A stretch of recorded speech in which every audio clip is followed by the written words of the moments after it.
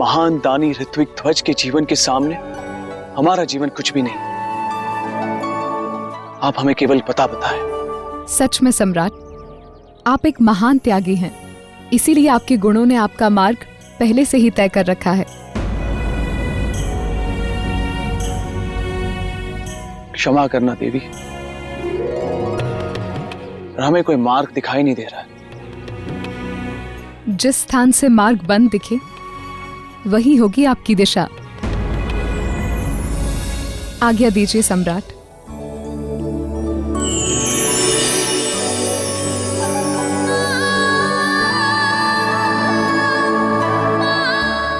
वाह वाह वाह वाह वाह वाह वाह वाह, मजा आ गया, आनंद आ गया, मन प्रसन्न हो गया।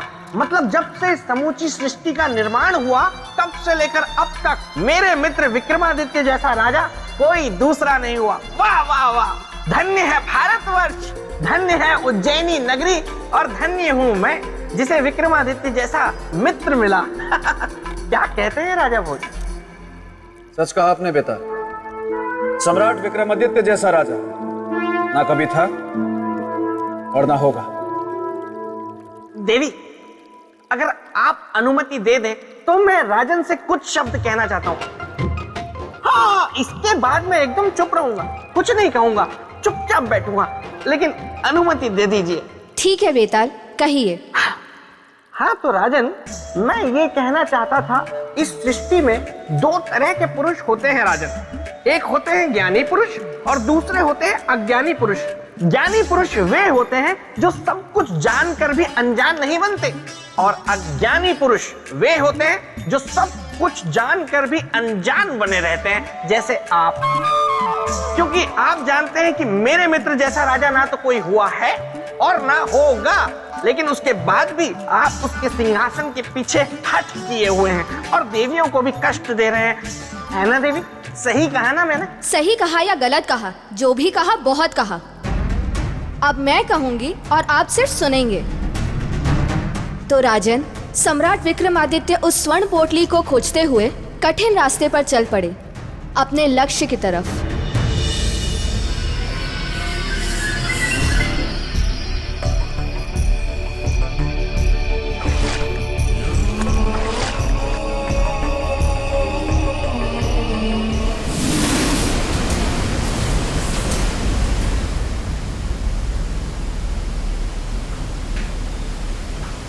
कहाँ जाए हम? जिस स्थान से मार्ग बंद दिखे वही होगी आपकी दिशा।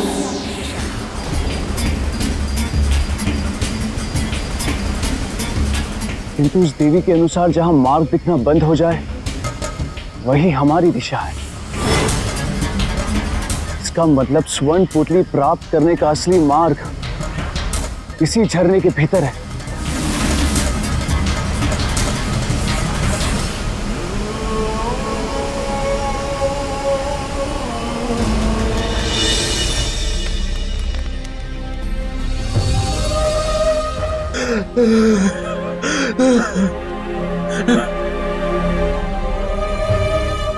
इसका जीवन समाप्त होने में केवल कुछ ही पल शेष हैं। नहीं बचा पाएंगे सम्राट विक्रमादित्य इसका जीवन। आपने सही कहा, अब तो स्वर्ण पोटली लाना असंभव है। उधर आकाश में सूर्य की आखिरी किरण डूबेगी तो इधर इसके जीवन की आखिरी किरण अस्त होगी।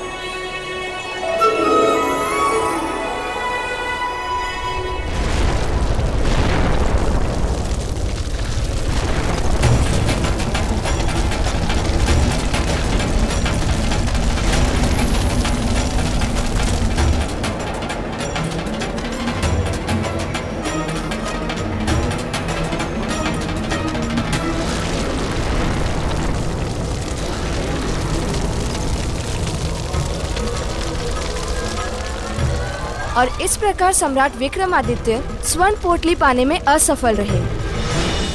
राजन, क्या आप बता सकते हैं कि सम्राट विक्रमादित्य से क्या चूक हुई? क्षमा देवी क्षमा, लेकिन मैं ये बात नहीं मानूंगा, क्योंकि मेरा मित्र विक्रम त्याग का दूसरा नाम था। हाँ, मेरी बात नहीं सुनी। बेताल, हम वही कह रहे हैं जो हुआ, और वो सच में आश्चर्यचकित कर देने वाली बात थी।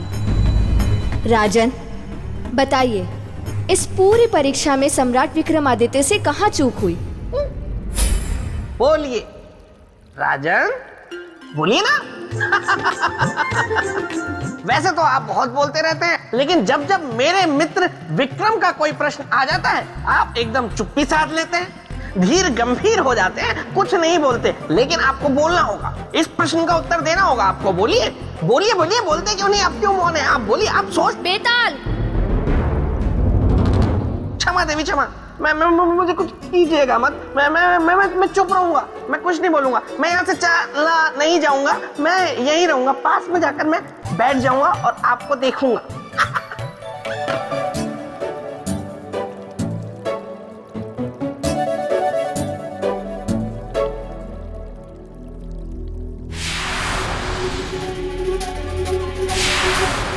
जवाब दीजिए राजन। लक्ष्य को प्राप्त ना करना असफलता नहीं होती देवी। तो क्या असफलता है? हाँ देवी, सच्चे अर्थ में त्यागी पुरुष के लिए सफलता होती है कि मृत्यु को अपने सामने देखकर भी अपने प्रयास से पीछे नहीं हटना। सच्चे त्याग की यही परिभाषा, दूसरों के लिए जीना और दूसरों के लिए मरना। ऐसे महात्यागी पर संदेह निराधार। वाह राजन, त्याग जीवित व्यक्ति करता है, मरा हुआ व्यक्ति ना तो सफल होता है और ना ही त्याग करता है। और सम्राट विक्रमादित्य मृत्यु के कगार पर थे। देवी, जिस व्यक्ति में दूसरों की भलाई के लिए अपने जीवन को त्यागने का साहस होता है, उस व्यक्ति की ना तो कभी मृत्यु होती है और ना ही पराजय। वो अमर होता है और उसके लिए परिस्थितियों को भी बदलना पड़ता है, क्योंकि त्याग कभी निष्फल नहीं जाता।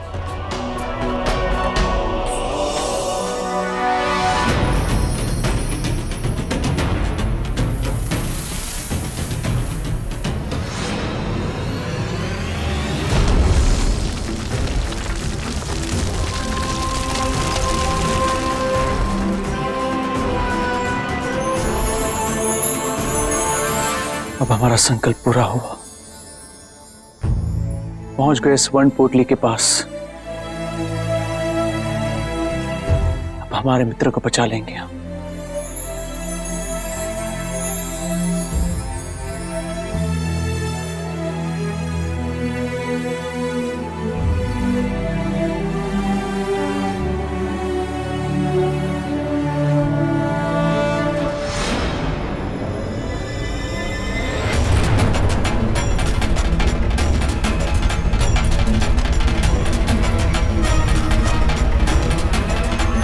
सम्राट विक्रमादित्य।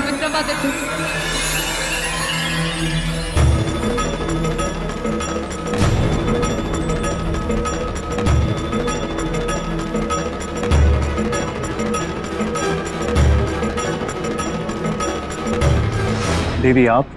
हाँ, मैं यक्षलोक की राजकुमारी यक्षिनी हूं। सम्राट, इस पोटली को वापस रख दीजिए, क्योंकि ये स्वर्ण पोटली इस स्वर्ण लोक का आधार है, और आधार के हटने का अर्थ है स्वर्ण लोक का अंत।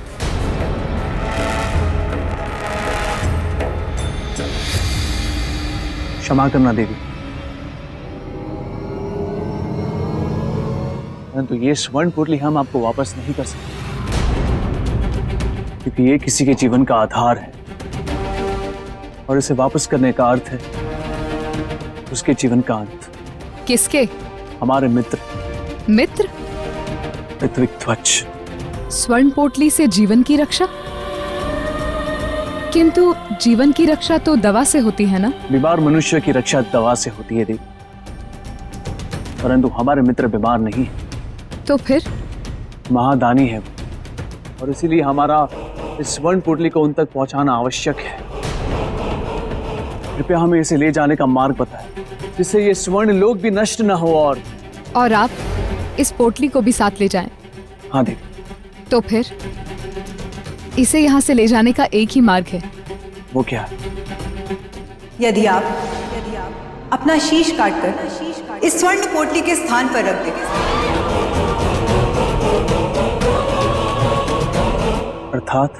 अर्थात जिस प्रकार शरीर के लिए शीश महत्वपूर्ण होता है, उसी प्रकार इस स्वर्ण लोक के लिए यह स्वर्ण पोटली महत्वपूर्ण। यदि आप ऐसा कर पाएं तो स्वर्ण पोटली आप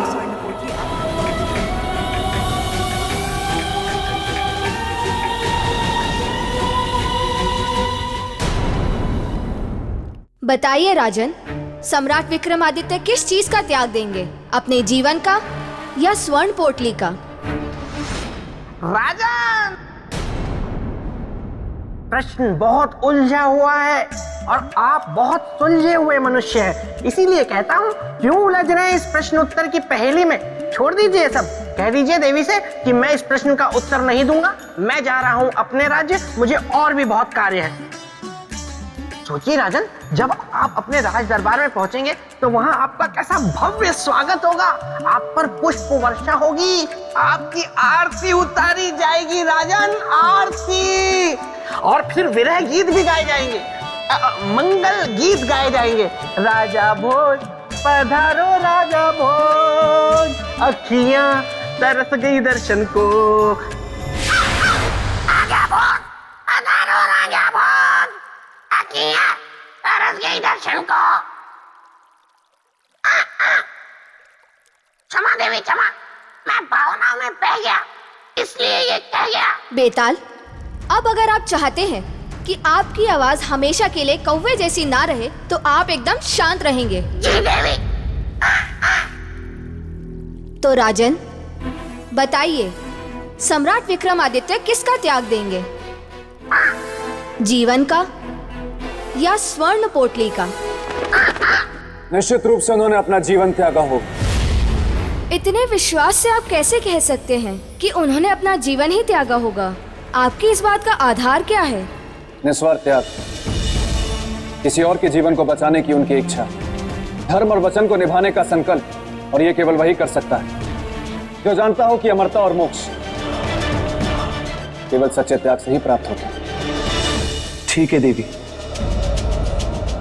हम स्वर्ण लोक की सुरक्षा के लिए और अपने मित्र ऋत्विक ध्वज के जीवन को बचाने के लिए अपने प्राणों का त्याग करने के लिए तैयार हैं।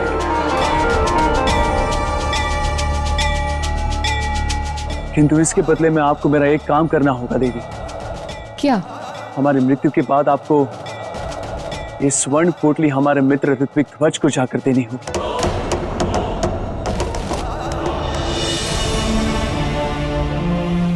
अवश्य।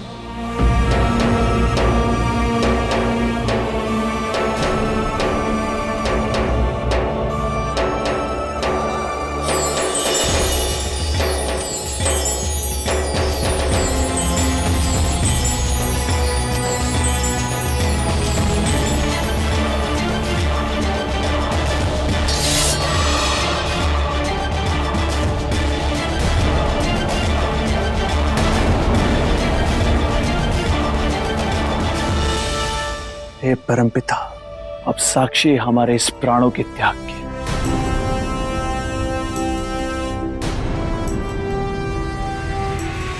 ठहरिए राजन, ठहरिए राजन। मैं तो आपकी परीक्षा ले रही थी और आप मेरी परीक्षा में सफल हुए।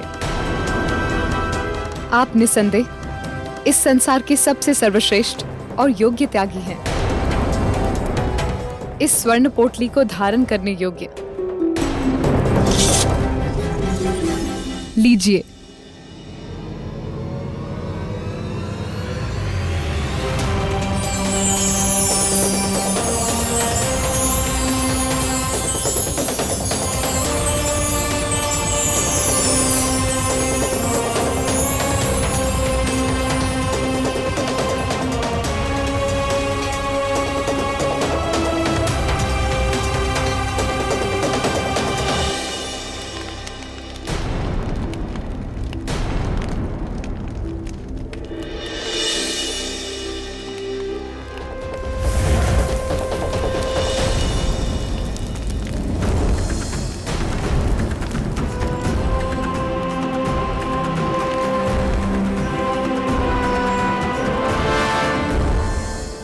आंखें खोलो मित्र।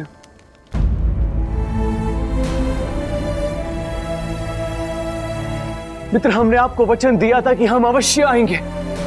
आंखें खोलो मित्र। देखो, हम स्वर्ण पोटली भी लाए हैं।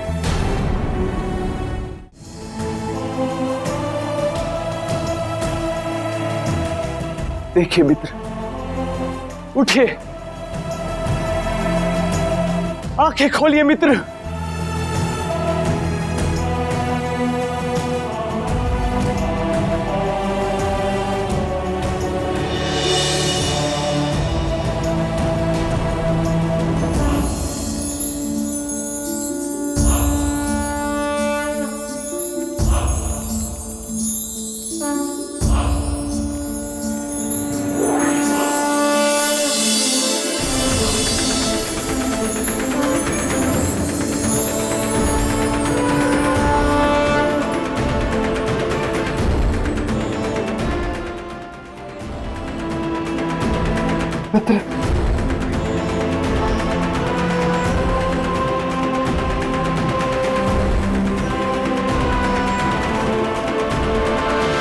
धन्यवाद मित्र, बहुत बहुत धन्यवाद। राजन, इस संसार में ना तो आपकी तरह कोई त्यागी है और ना ही भविष्य में होगा।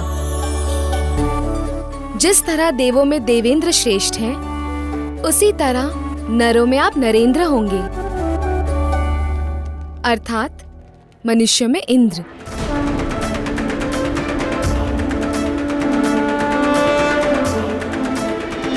तो ऐसे थे हमारे सम्राट विक्रमादित्य।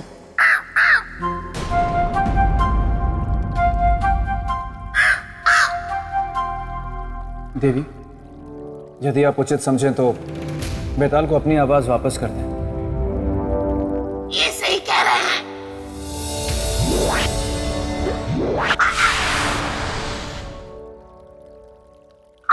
कौवा उड़ गया। धन्यवाद देवी, धन्यवाद धन्यवाद धन्यवाद देवी। हाँ तो राजन, आपने सुना मेरे मित्र की महानता को, उनके त्याग को। ऐसे थे मेरे मित्र, उनके बारे में बहुत कुछ बातें।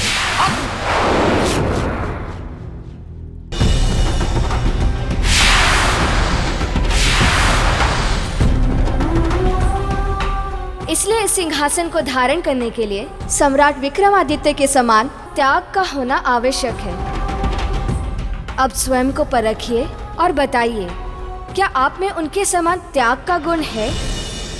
देवी स्वयं अपने गुणों का बखान तो मूर्ख करते हैं, बुद्धिमान नहीं। बुद्धिमान अपने गुणों को सिद्ध करते हैं अपने कर्मों से, अपनी बातों से नहीं।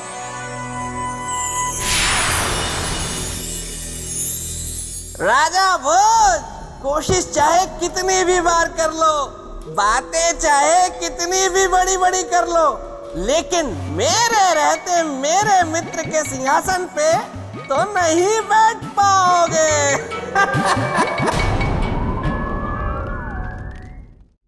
राजा भोज, कोशिश चाहे कितनी भी बार कर लो, बातें चाहे कितनी भी बड़ी बड़ी कर लो, लेकिन मेरे रहते मेरे मित्र के सिंहासन पे तो नहीं बैठ पाओगे।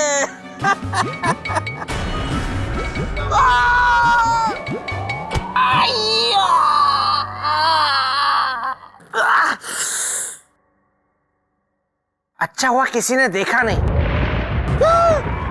बेताल, मैं प्रेतलोक से आकाशवाणी बोल रही हूँ।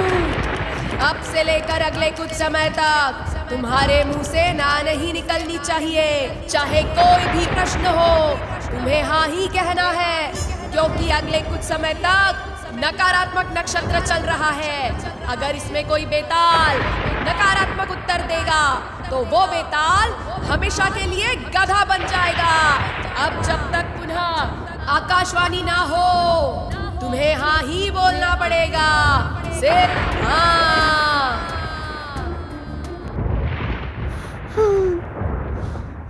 क्या हुआ? अच्छा हुआ इस समय मैं गुफा में नहीं हूँ, वरना कहीं राजा भोज मुझसे कह देते कि मैं तुम्हारे मित्र के सिंहासन पे बैठ जाऊं, तो मैं तो ना भी नहीं कह पाता।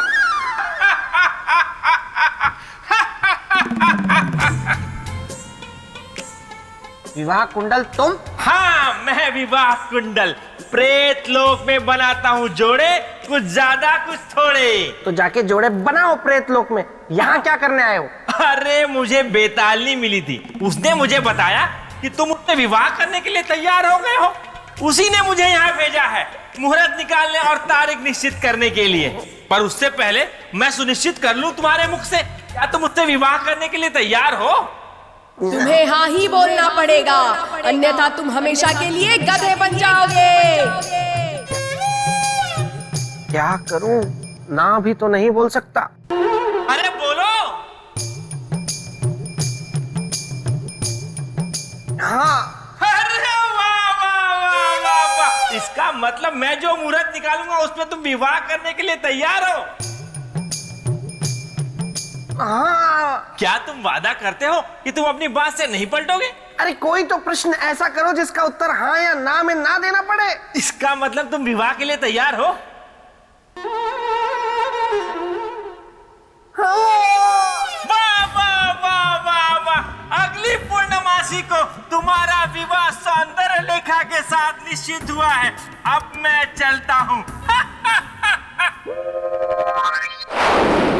ये मेरे साथ क्या हो रहा है? जिस समय मैं ना बोल ही नहीं सकता, उसी समय इस विवाह कुंडल को भी आना था। बिल्कुल सही कहा आपने। देवी महामाया, गुणों की असली कसौटी कर्म ही है। एक उत्तर देंगे? हाँ देवी, अवश्य पूछिए। एक राजा में कौन से धर्म का होना अत्यंत आवश्यक है? राजधर्म या त्याग धर्म? एक राजा में ये दोनों धर्म तराजू के दो पलड़ों के समान है, और एक कुशल राजा में इन दोनों धर्मों का होना अनिवार्य है।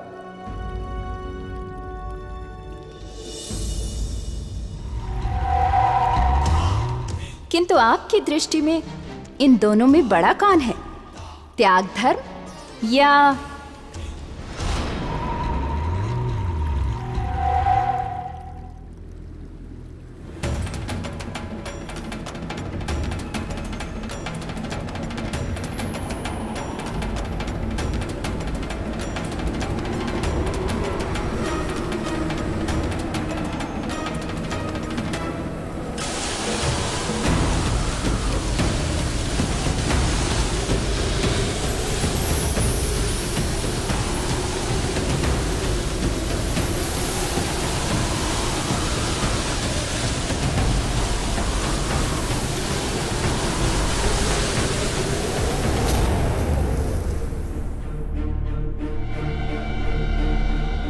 ये कहां पहुंच गया?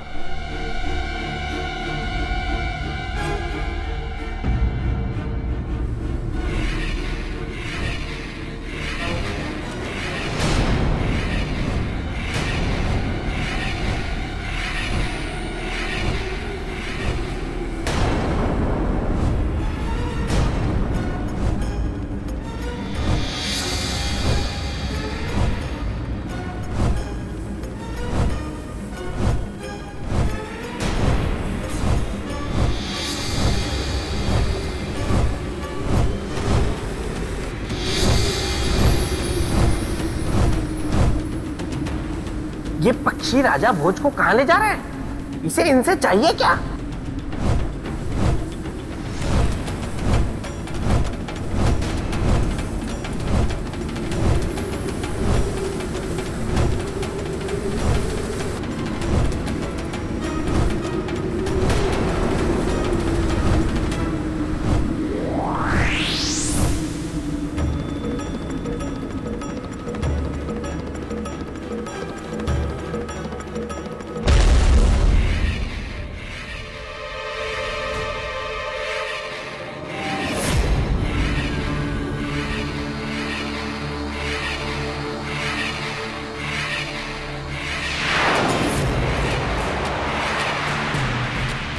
ये कौन सा स्थान है और ये कहाँ आ गया मैं?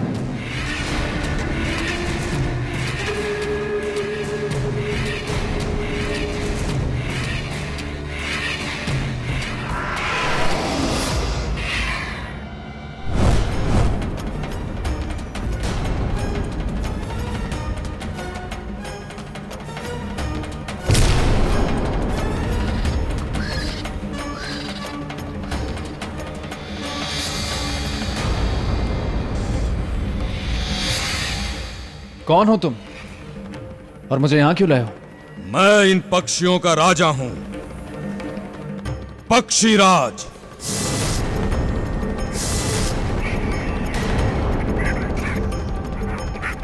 मैं तुम्हें इनके भोजन के लिए यहां लाया हूं। तुम्हें इनका आहार बनना होगा। कैसे बनोगे ये तुम बताओ, अपने प्राण को त्याग कर या हमारे बल प्रयोग से मरकर? पक्षीराज, ना तो बल प्रयोग करने वाला बलशाली होता है, ना मजबूरी में त्याग करने वाला त्याग। दोनों ही परिस्थितियों में हम में से कोई भी महान नहीं होगा। तुम्हारे कहने का तात्पर्य क्या है? कहने का तात्पर्य यह कि जो बलवान होता है वो सामने वाले को बराबरी का मौका देता है, और जो त्यागी होता है वो स्वेच्छा से त्याग करता है। स्पष्ट बोलो।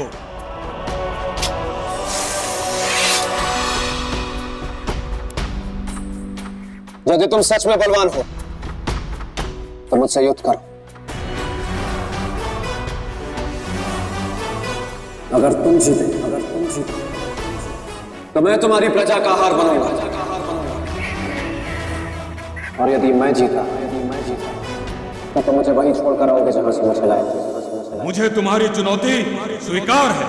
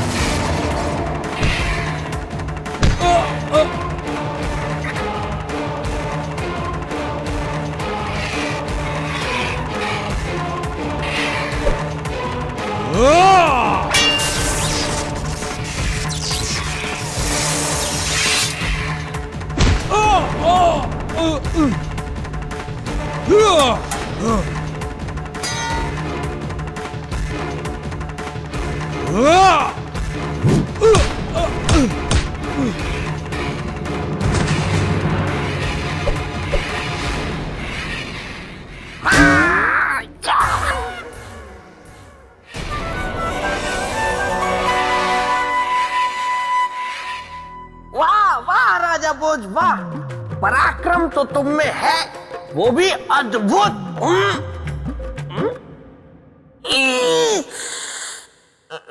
तो इसमें क्या है? हा? मेरा मित्र विक्रम था ना, वो तो इससे कई गुना ज्यादा पराक्रमी था।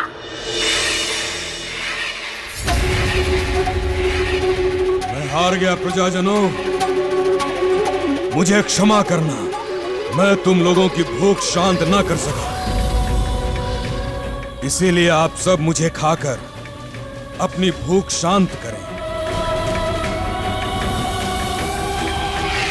राजा भोज, आप मेरा वध कर दीजिए।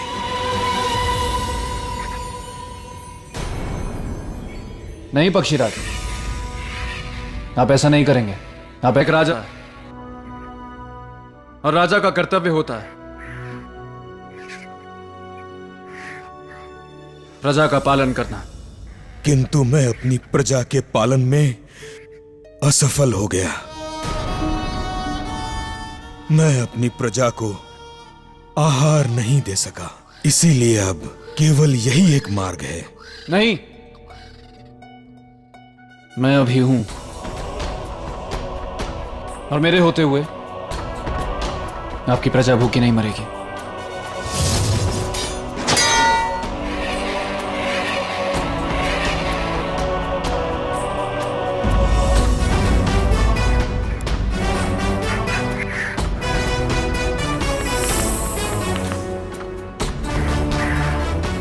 आपके पक्षी अब मुझे भोजन के रूप में ग्रहण करेंगे।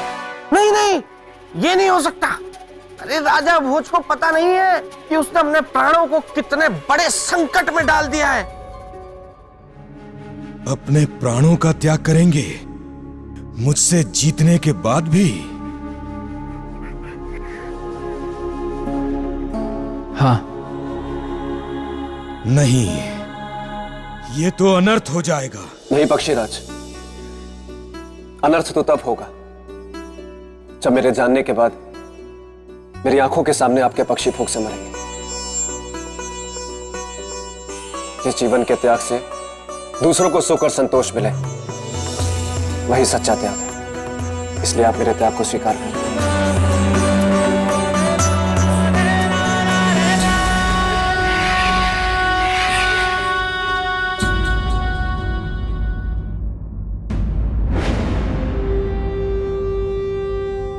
आइए पक्षियों, मुझे अपना आहार बनाकर अपनी भूख शांत करिए।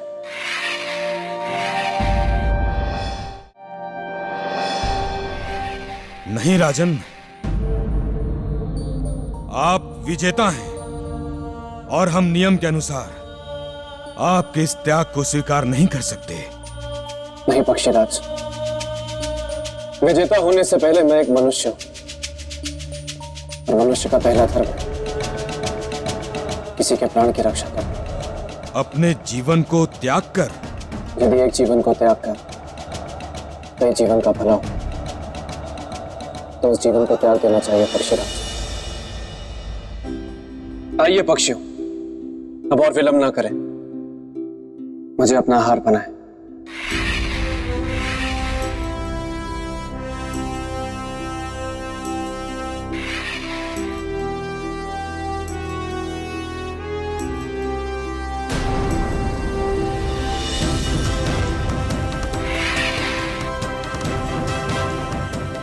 त्याग के अर्थ को जानना और उसे जीवन में उतारना दोनों खूबियां जानते हैं राजा भोज, और एक सच्चे त्यागी की यही तो पहचान है।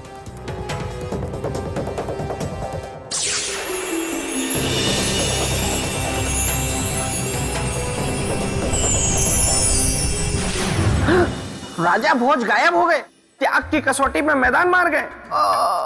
अब ये कहीं इस गुण का प्रमाण भी दे ना दे और सिंहासन की अगली सीढ़ी ना चढ़ जाए। जरूर गुफा गए होंगे, मैं भी वहीं पहुंचता हूँ, पर कहीं ये मुझसे ये ना कह दे कि अब मैं इस सिंहासन पे बैठूंगा, तो मैं तो मना नहीं कर पाऊंगा। क्या कहते हो मेरे परम प्रिय मित्र पेड़? क्या वो आकाशवाणी सौंदर्य लेखा की सहेली है? सौंदर्य लेखा के कहने पे उसने मेरे साथ ऐसा मजाक किया और विवाह कुंडल भी इनसे मिला हुआ है। ये बात तो मुझे पहले नहीं बता सकते थे। चलो ठीक है, आने दो अब उस विवाह कुंडल को या सौंदर्य लेखा को, मैं बताता हूं। गोलू, दिखाओ मुझे।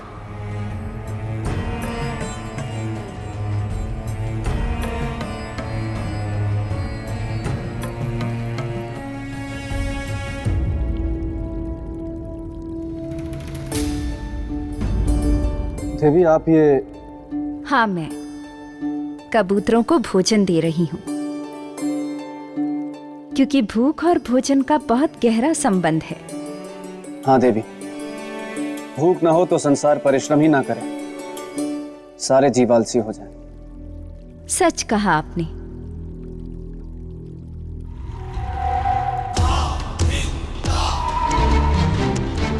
अच्छा, मैंने आपसे एक प्रश्न पूछा था। क्या? कौन सा धर्म बड़ा है, राजधर्म या त्याग धर्म?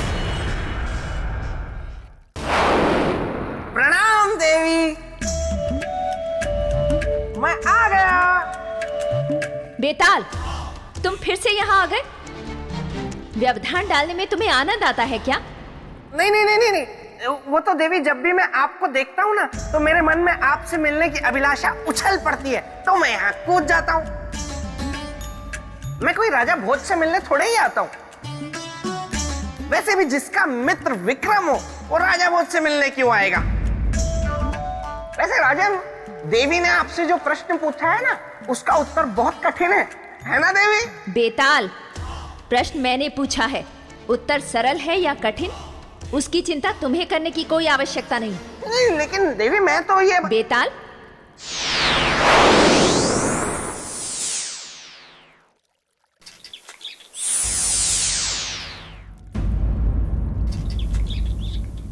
तो बताइए राजन, कौन सा धर्म बड़ा है, त्याग धर्म या राज धर्म? देवी, त्याग धर्म बड़ा है। किंतु एक राजा के लिए तो राज धर्म बड़ा होना चाहिए। बिना त्याग धर्म का पालन किए कोई भी व्यक्ति किसी भी धर्म के साथ न्याय नहीं कर सकता, फिर चाहे वो राजा ही क्यों ना हो। तेरी ऐसा क्यों? अरे मुझे सामान्य कर दीजिए, मैं उत्तर देता हूँ। क्योंकि त्याग धर्म ही व्यक्ति के मन से अपने पराये का भेद मिटाता है, सबको समान दृष्टि से देखने की शक्ति देता है। बिना त्याग धर्म का पालन किए राज धर्म का पालन नहीं हो सकता। देव, अरे मुझे क्यों त्याग रहे हैं, मुझे ठीक कर दो। इसीलिए त्याग धर्म बड़ा है। बिल्कुल सही कहा आपने राजन। देवी, मैं आपसे एक प्रश्न पूछना चाहता। पूछिए। पक्षीराज ने जो मेरे साथ किया उसका रहस्य क्या था? उन्होंने ऐसा किया क्यों? ताकि आप सिंहासन को प्राप्त करने की एक और सीढ़ी चढ़ सकें। हाँ, जिसका डर था वही हुआ। ये तो सिंहासन की एक और सीढ़ी चढ़ने की तैयारी में है और मैं यहाँ चूहा बना हुआ हूँ। ये मुंह में खुजली क्यों हो रही है? अपने त्याग धर्म के गुण के आधार पर आपने सिंहासन के और निकट जाने की क्षमता सिद्ध कर दी है। अब आप आगे जा सकते हैं।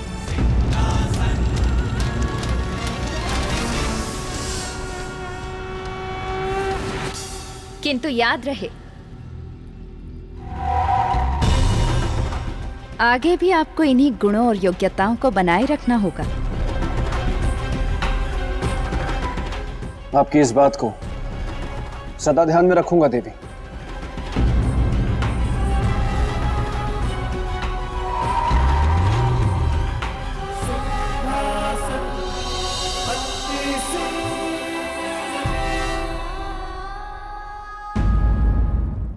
अपने त्याग धर्म के गुण के आधार पर आपने सिंहासन के और निकट जाने की क्षमता सिद्ध कर दी है। अब आप आगे जा सकते हैं।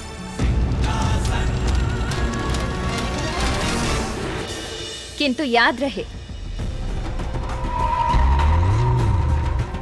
आगे भी आपको इन्हीं गुणों और योग्यताओं को बनाए रखना होगा। आपकी इस बात को सदा ध्यान में रखूंगा देवी।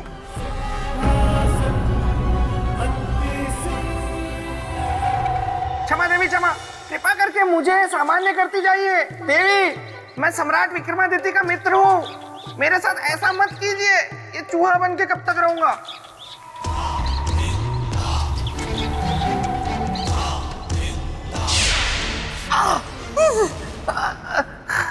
धन्यवाद देवी, धन्यवाद।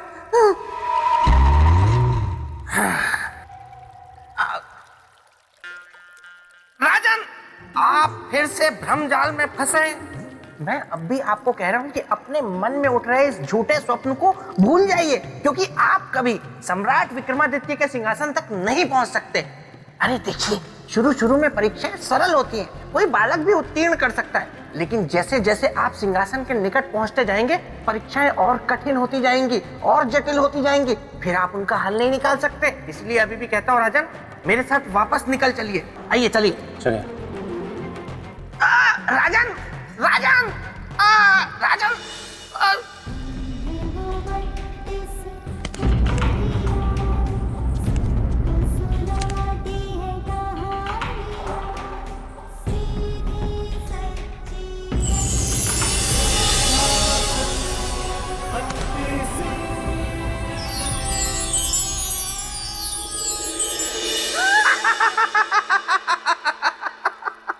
देखा, मैंने रहा था, लेकिन आपने मेरी बात नहीं मानी। अब हो गई ना सीढ़ियां गायब।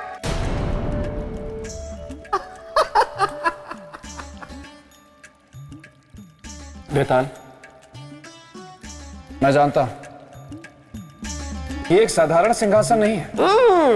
तुम्हारे मित्र चक्रवर्ती सम्राट विक्रमादित्य का असाधारण सिंहासन है। वही तो।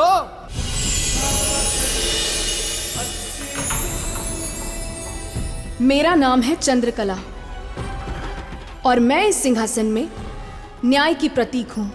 राजा भोज, आपका उद्देश्य मैं जानती हूं कि आप यहां क्यों आए हैं, किंतु आप अपने उद्देश्य में सफल नहीं हो पाएंगे। बिल्कुल सही कहा देवी आपने। यही बात तो कब से मैं इन्हें समझाने का प्रयत्न कर रहा हूँ। मैं बेताल आपको प्रणाम करता हूँ देवी। हम आपको जानते हैं बेताल, लेकिन आप यहाँ क्यों आए हैं? जहाँ मेरे मित्र की चर्चा वहाँ मैं। लेकिन आप बिल्कुल चिंता ना करें देवी, मैं एकदम शांत रहूंगा, कुछ नहीं बोलूंगा, क्योंकि जो मैं कहना चाहता हूँ वो आप स्वयं कह रही हैं। मैं यही हूँ। राजन, आप इस सिंहासन बत्तीसी को कभी प्राप्त नहीं कर सकते। परंतु क्यों देवी? मैं सिंहासन बत्तीसी को अपनी प्रजा के हित के लिए प्राप्त करना चाहता हूं। आप मुझे अवसर दें, मैं किसी भी चुनौती के लिए तैयार हूं। चुनौती नहीं है, एक कसौटी है जिस पर आपको खरा उतरना होगा। मैं तैयार हूं देवी। तो सबसे पहले आपको चक्रवर्ती सम्राट विक्रमादित्य के न्याय के विषय में जानना होगा। अवश्य जानना चाहूंगा। तो सुनिए, चक्रवर्ती सम्राट विक्रमादित्य इस संपूर्ण धरती पर एक अकेले न्यायप्रिय राजा थे। उनके समान इस धरती पर और कोई दूसरा न्यायप्रिय राजा नहीं था। एक समय की बात है जब चक्रवर्ती सम्राट विक्रमादित्य के दरबार में आधी रात को एक महिला न्याय मांगने आई। हमारे साथ अन्याय हुआ है महाराज, न्याय कीजिए, न्याय कीजिए महाराज, न्याय कीजिए, न्याय कीजिए।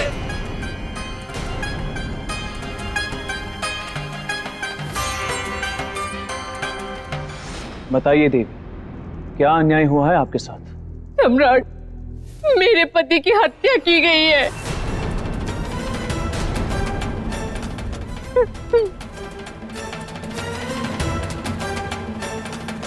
किसने की है हत्या? बताइए हमें, इस अपराध का कठोर दंड मिलेगा। क्षमा करें चक्रवर्ती सम्राट, मैं इस देवी से एक प्रश्न पूछना चाहता हूं। देवी, यदि मैं भूल नहीं कर रहा हूं तो आप इस राज्य के निवासी नहीं। जी हाँ, आपने बिल्कुल सही पहचाना। मैं इस राज्य की नहीं हूँ, पड़ोसी राज्य में रहने वाली हूँ। पड़ोसी राज्य की? जी हाँ। अब तो न्याय के लिए आपको अपने राज्य के राजा के पास जाना चाहिए। आप यहाँ क्यों आई? सम्राट, वो इसलिए कि जिस तीर से मेरे पति की हत्या हुई है वो आपके राज्य का था।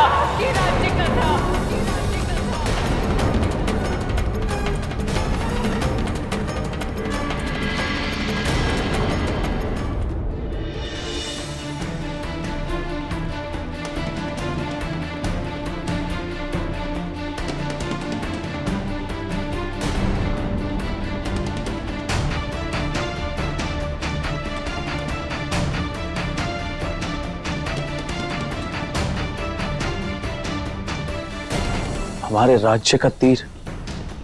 जी।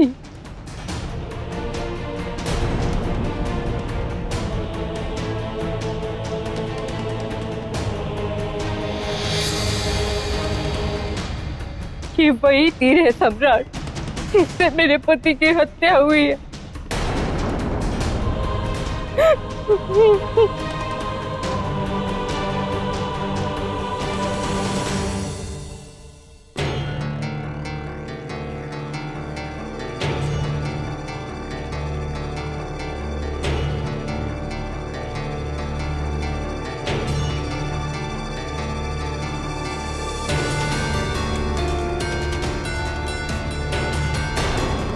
वास्तव में राजकीय तीर है। इसे रखने का अधिकार केवल उच्च अधिकारी एवं मंत्रीगण को है। इसने किया होगा इस तीर का प्रयोग।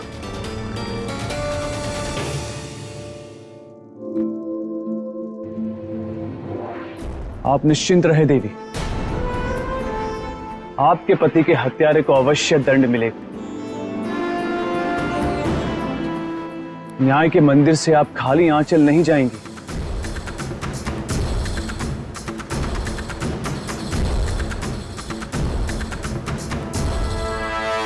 सम्राट के सामने था एक प्रश्न बड़ा, विराट न्याय का रूप खड़ा। क्या हत्या थी केवल एक राजकीय समस्या? किसने चलाया होगा तीर जो बन गई एक अनबुझी पहेली, उस औरत की पीर? बोलिए बोलिए बोलिए राजन, क्या हुआ? बता नहीं पा रहे हैं क्या? देखिए, न्याय की परीक्षा के पहले ही प्रश्न में आप असफल होते दिख रहे हैं, और आने वाले प्रश्न इस प्रश्न पत्र के बहुत ही खतरनाक और जटिल है ना देवी? अभी प्रश्न पत्र हमने पूरा खोला भी नहीं है। आगे क्या हुआ ये बताया नहीं है, और तुम्हें पहले से ही ज्ञात है। तो तुम ही बताओ आगे क्या हुआ।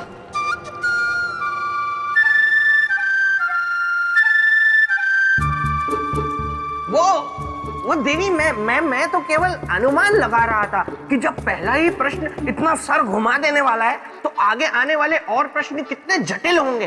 तो मैं राजा भोज को सलाह दे रहा था, क्योंकि मैं इनका शुभ चिंतक हूं ना। आप बोलिए, मैं जाता हूं। तो बताइए राजन, ऐसी स्थिति में जब हत्या की शक की सुई चक्रवर्ती सम्राट विक्रमादित्य के किसी अत्यंत निकट व्यक्ति पर घूम रही हो, तो क्या सम्राट ने निष्पक्ष न्याय किया होगा? सम्राट ने निष्पक्ष न्याय किया होगा? बिल्कुल किया होगा देवी, क्योंकि जब एक राजा अपने न्याय के सिंहासन पर बैठता है तब वो राजधर्म से बंधा हुआ केवल एक सम्राट होता है, जिसकी दृष्टि में सभी समान होते। यदि कोई सामने होता है तो वो होता है न्याय, वो अपराधी और उसके दंड का विधान। वाह वाह वाह वाह वाह राजा भोज, वाह वाह वाह राजा भोज, वाह वाह से भी बढ़कर वाह वाह वाह वाह वाह वाह वाह वाह। बेताल, क्षमा देवी, क्षमा।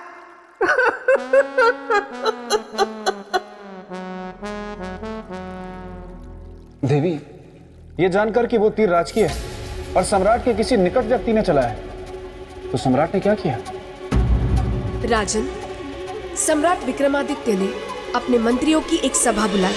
तो आप सबका कहना है कि आप में से ये तीर किसी का भी नहीं है? नहीं सम्राट। ठीक, फिर सत्य का पता वो लुहार ही बताएगा जिसने ये तीर बनाया है। परंतु याद रहे, सत्य सामने आ जाने के बाद दंड दुगना और कठोर होगा। एक हत्या के अपराध का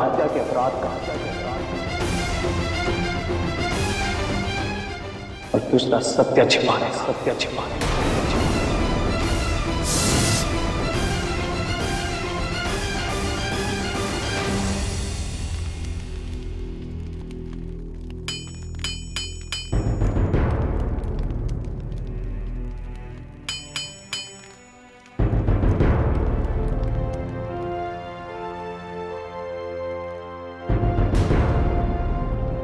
सम्राट की जय हो।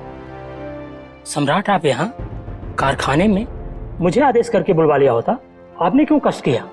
नीति कहती है कि प्यासे को ही कुएं के पास जाना चाहिए, सो हम आ गए। क्षमा कीजिएगा महाराज, मैं कुछ समझा नहीं। आप सब समझ जाएंगे।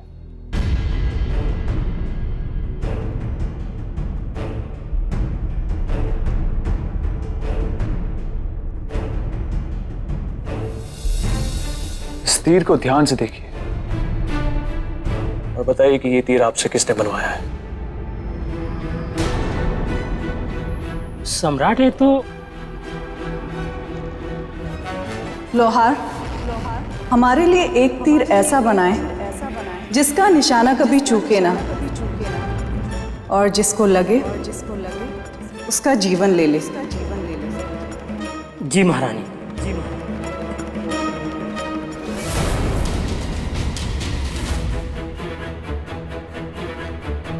मैं आपसे कुछ पूछा? घबराए मत, आपसे कोई कुछ नहीं पूछेगा। आप केवल हमें बताइए। मुझे अच्छी तरह से याद है महाराज, ये तीर मैंने महारानी जी के कहने पे बनाया था। महारानी जी जब शस्त्राभ्यास के लिए गुरुजी के पास जाती थी, उस समय मैंने ये तीर उन्हें बना कर दिया था। देखा, न्याय की जैसी परीक्षा मेरे मित्र विक्रम के सामने आई, वैसी परीक्षा किसी के सामने ना आए। देवी कितने पते की बात कह रही हैं? बेताल, हमने सुना है कि आप प्रेत भूमि में रहते हैं। सही सुना है देवी। और हमने तो ये भी सुना है कि आप बहुत हट्टी हैं। गलत सुना है देवी। देखिए, अब सम्राट विक्रमादित्य की कहानी सुनकर आप फिर से भावुक न हो जाए, इसलिए आपका प्रेत भूमि में वापस जाना आवश्यक है। नहीं नहीं देवी, ऐसा मत कीजिए, मुझे यहाँ रहने दीजिए ना देवी।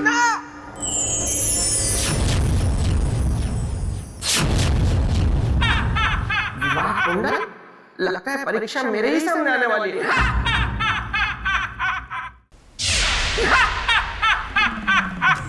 अरे बधाई हो बेताल, बधाई हो, तुम्हारे विवाह का मुहूर्त निकल चुका है।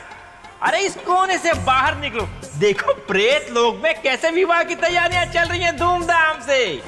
तुम शायद भूल रहे हो विवाह कुंडल, मैं हूँ बेताल, गलने नहीं दूंगा किसी की दाल।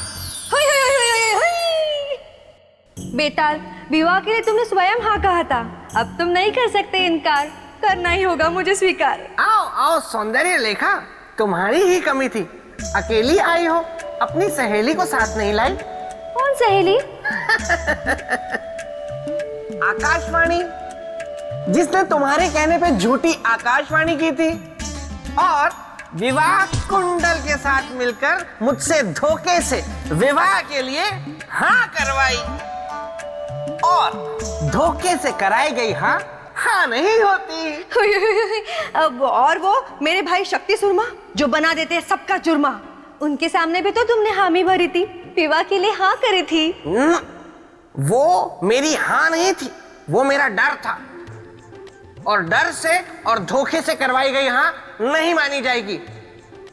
अब तुम लोगों को जो करना है कर लो, क्योंकि मैं हूं बेताल, गलने नहीं दूंगा किसी की दाल।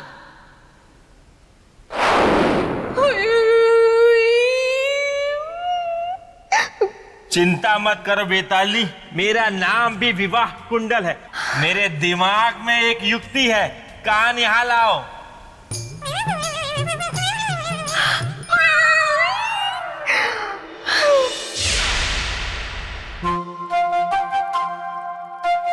सम्राट विक्रमादित्य ने वही किया जो एक राजा को करना चाहिए था।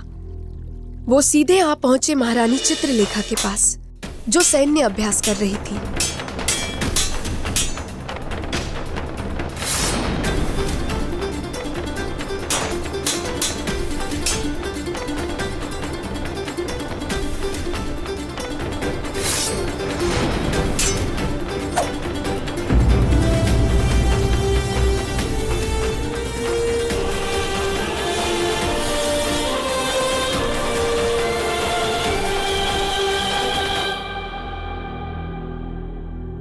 पुत्री, तलवार विद्या के साथ ही आज तुमने शस्त्र अभ्यास की सारी परीक्षा पूर्ण कर ली। अब केवल एक और परीक्षा बाकी है, इसमें तुम्हें उत्तीर्ण होना है। कौन सी परीक्षा गुरुदेव? धनुष विद्या की। अभी उसमें तुम्हारा लक्ष्य अचूक नहीं हुआ है, उसका निरंतर अभ्यास तुम्हारे लिए आवश्यक है।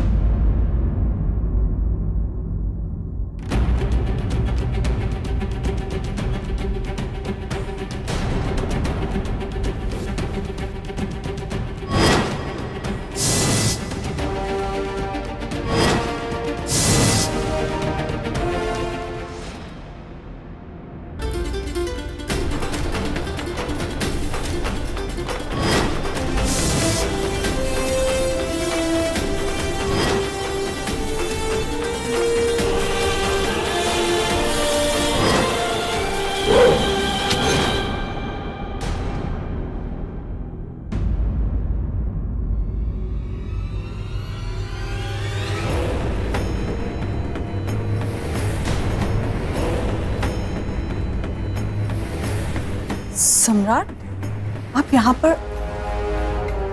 आने का कोई विशेष कारण?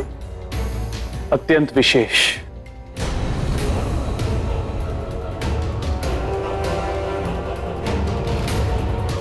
प्रणाम गुरुदेव।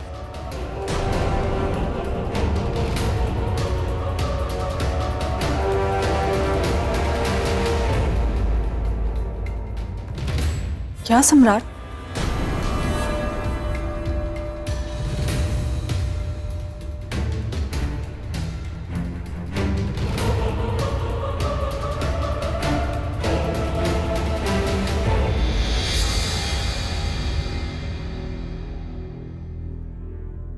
इस तीर को पहचानती है आप?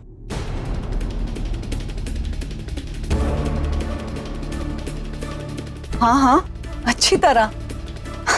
ये तो हमारा ही तीर है। अभी 2 दिन पहले ही जब हम तीर अभ्यास के लिए शिकार पर गए थे तो ये तीर हमने एक जंगली पशु पर चलाया। पर आश्चर्य की बात ये है कि शिकार के बाद ना तो हमें कोई जंगली पशु मिला और ना ही हमारा तीर। पर 2 दिन बाद आपको ये तीर कहाँ से मिला? महारानी चित्रलेखा, जब तक निशाना अचूक ना हो तब तक ऐसे जहरीले तीर का उपयोग नहीं करना चाहिए। क्यों? ऐसा क्या हुआ तीर चलाने पर?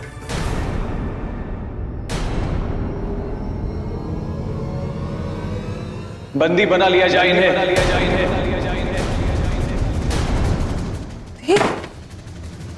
किंतु हमारा अपराध क्या है?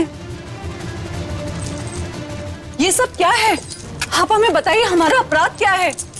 एक निर्दोष मनुष्य की हत्या की है आपने। हत्यारिन है आप, हत्यारिन है आप, हत्यारिन है।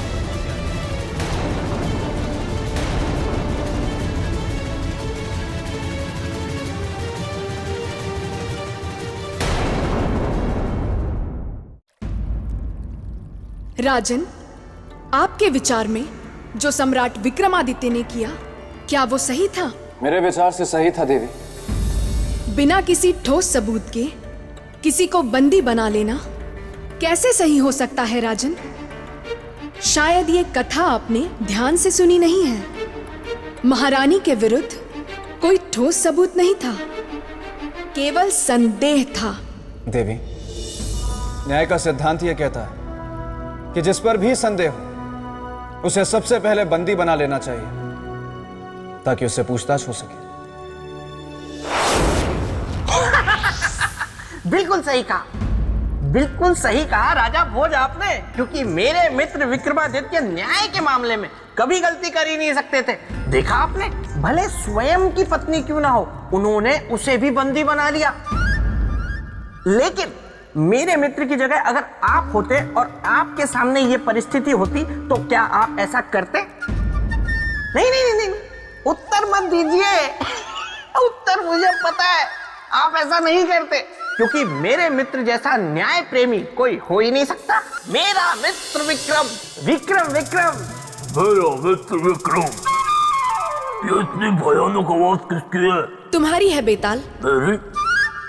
और अगर तुम चाहते हो ना कि तुम्हारी आवाज और भयानक ना हो तो एकदम शांत हो जाओ।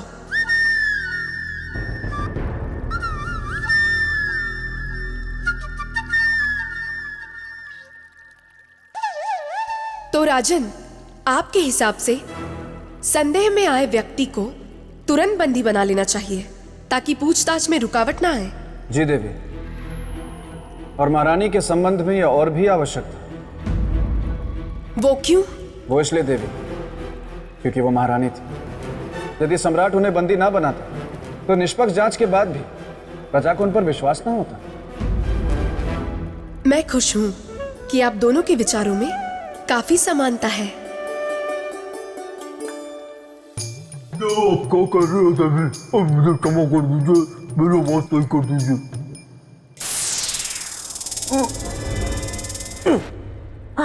धन्यवाद देवी, धन्यवाद। ये आप क्या कह रही हैं देवी? कहाँ मेरा मित्र विक्रमादित्य और कहाँ राजा भोज? बेताल, राजा भोज ने बिल्कुल सही कहा। सम्राट विक्रमादित्य ने भी ये निर्णय यही सोच कर लिया। पूरी घटना बताए हमें।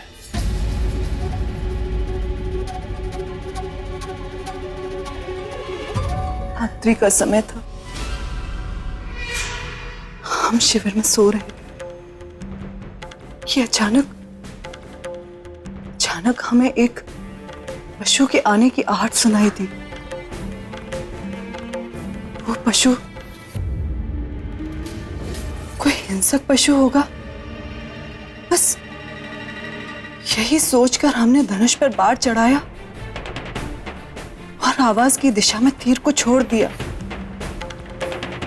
किंतु जब हम बाहर गए तो ना तो हमें हमारा तीर मिला और ना ही कोई पशु मिला, तो केवल एक मशक जो कुम्हार मकरंद का था, जो नदी से जल लेने जा रहा था और आपने उसे हिंसक पशु समझकर अपने तीर का निशाना बना दिया। महाराज, हमसे भूल हो गई। इस सत्य को आप भूल कह रही हैं, वो एक अपराध है, दंडनीय अपराध। स्वामी, इस समय हम आपके स्वामी नहीं, अपराधी के सामने राजधर्म से बंधा एक राज्य का सम्राट खड़ा है। क्या कहना चाहती है? बस यही कि दंड देते समय हमारे महाराज का हृदय कहीं कोमल ना पड़ जाए।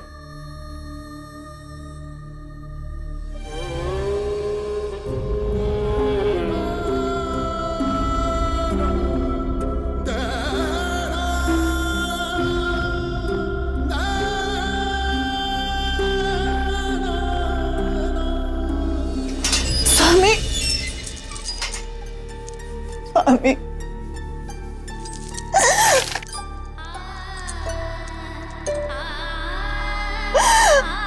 हम अपराधी नहीं। देखा राजन, ऐसे ही सम्राट विक्रमादित्य के सामने शीश नहीं झुक जाते थे। अरे ऐसे ही नहीं, सारे भारतवासी उनके गुण गाते थे। लाखों में कोई एक ही विक्रमादित्य कहलाता है।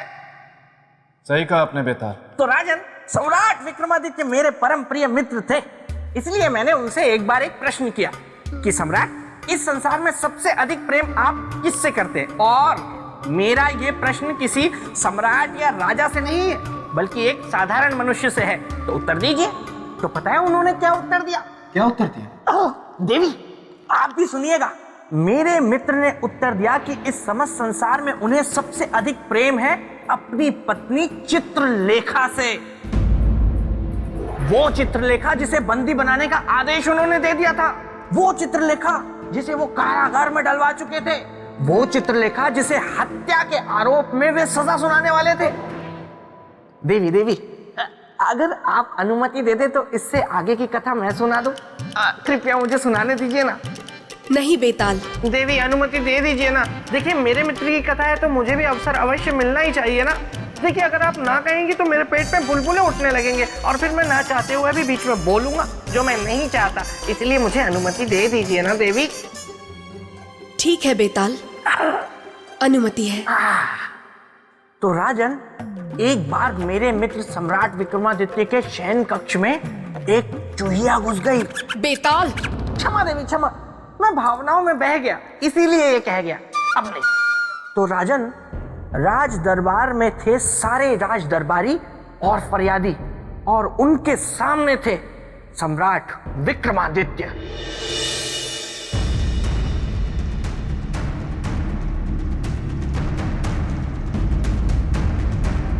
सेनापति, बंदी को बुलवाया जाए।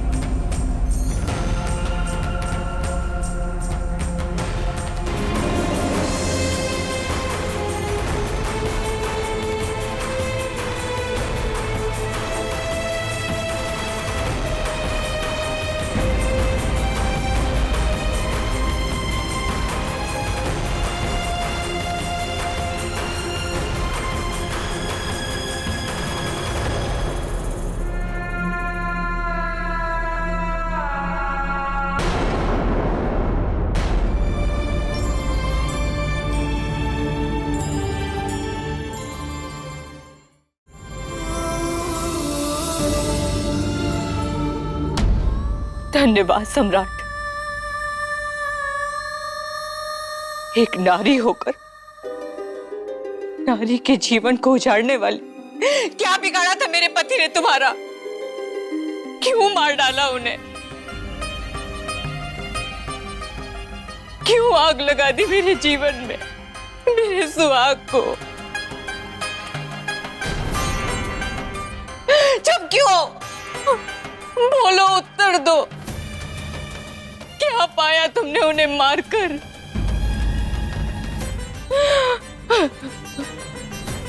बहन, किसी को मारकर आज तक ना तो किसी को सुख मिला है और ना ही कभी मिलेगा।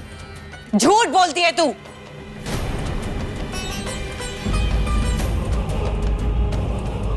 झूठ बोलती है तू।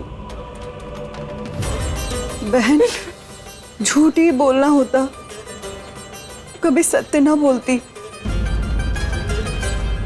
मैं ही हूं आपकी हत्यारन, जिसने आपके सुखी संसार में आग लगा दी।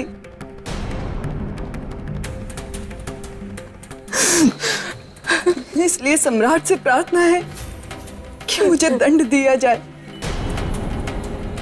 कठोर से कठोर दंड दिया जाए।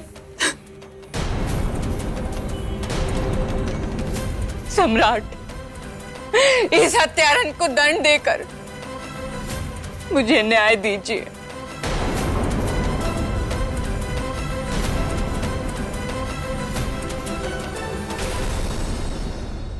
बोलिए, क्या न्याय चाहिए आपको?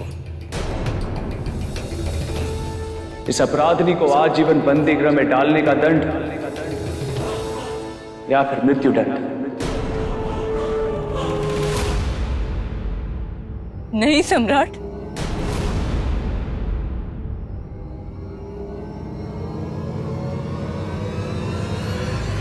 मृत्यु दंड तो इस अपराधिनी के लिए बहुत छोटा दंड होगा। मैं चाहती हूं कि ये जिए, लेकिन विधवा की तरह जिए, लेकिन विधवा की तरह जिए, विधवा की तरह जिए, विधवा की तरह जिए। हर पल मैं अनुभव कर रही हूं, ठीक वही दर्द ये अनुभव करे।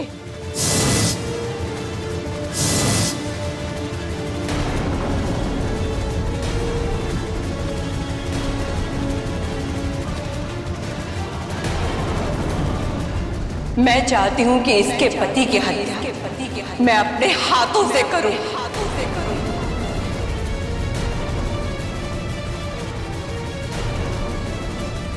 और यही होगा मेरा न्याय।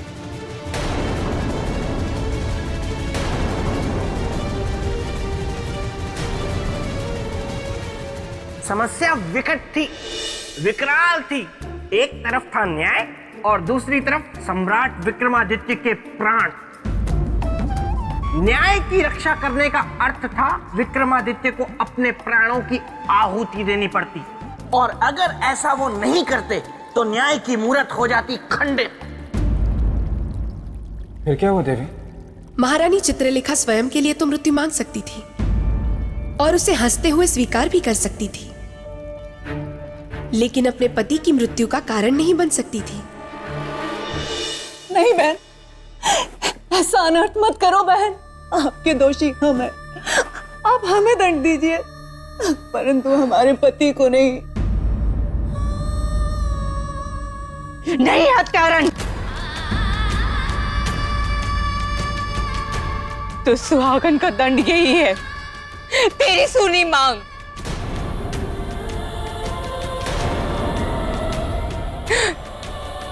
सम्राट, इसके पति को मेरे सामने शीघ्र लाया जाए ताकि मुझे न्याय मिल सके।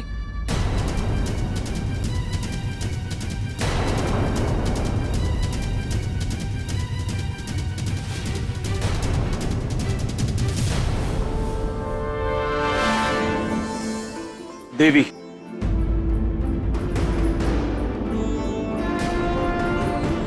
आपको अवश्य न्याय मिलेगा। ये चक्रवर्ती सम्राट विक्रमादित्य का वचन है। आपके हाथों में वही तीर होगा और आपके सामने इनका पति।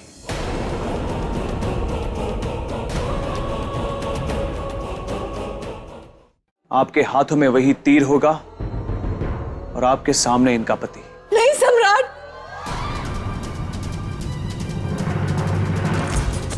ठहरिए।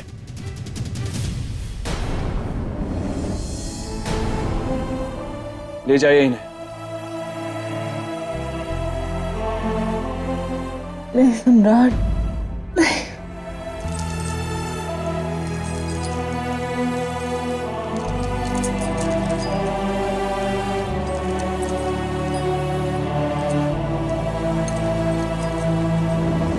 इन्हें न्याय के लिए धनुष और वही बाण दिया जाए।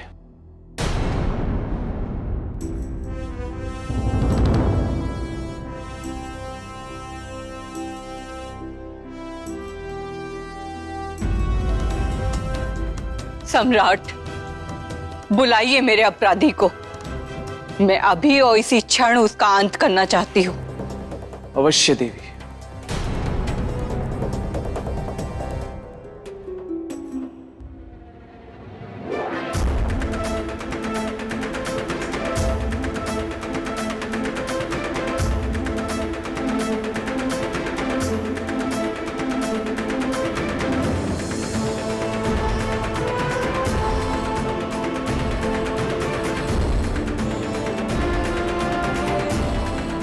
आपका अपराधी आपके सामने खड़ा है देवी, आपके सामने खड़ा है देवी। अपना न्याय पूरा कीजिए, अपना न्याय पूरा कीजिए, अपना न्याय पूरा कीजिए।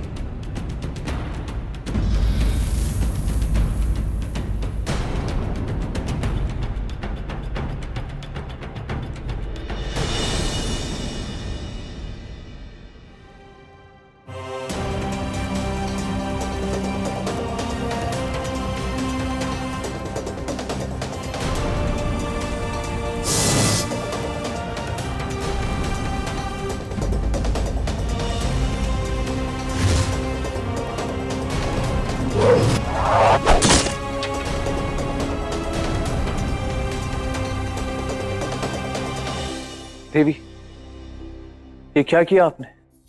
सम्राट, आपकी पत्नी के अपराध का दंड मैं इस राज्य की सारी प्रजा को नहीं दे सकती।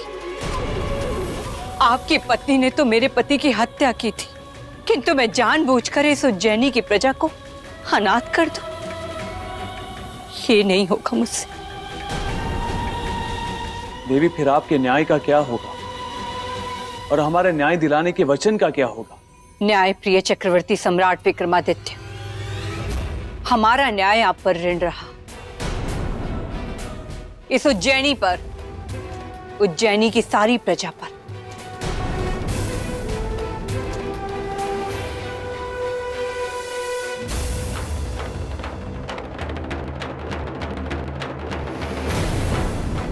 अब हम चलते हैं अपने राज्य।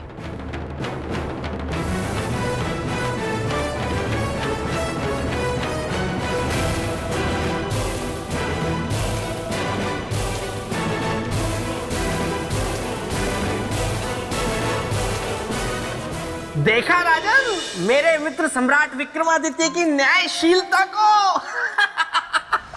न्याय कलंकित ना हो इसलिए उन्होंने अपनी पत्नी तक को बंदी बना लिया, स्वयं को और उज्जैनी के भविष्य को दांव पर लगा दिया। ऐसा न्याय दूसरा कोई नहीं कर सकता। क्षमा करिएगा देवी, पर जिसे आप न्याय कह रही हैं वो न्याय नहीं है। क्या न्याय नहीं है? नहीं देवी।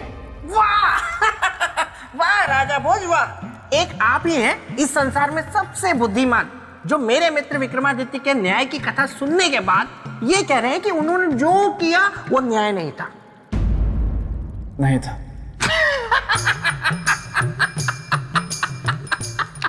राजा भोज, आप बहुत हंसमुख हैं।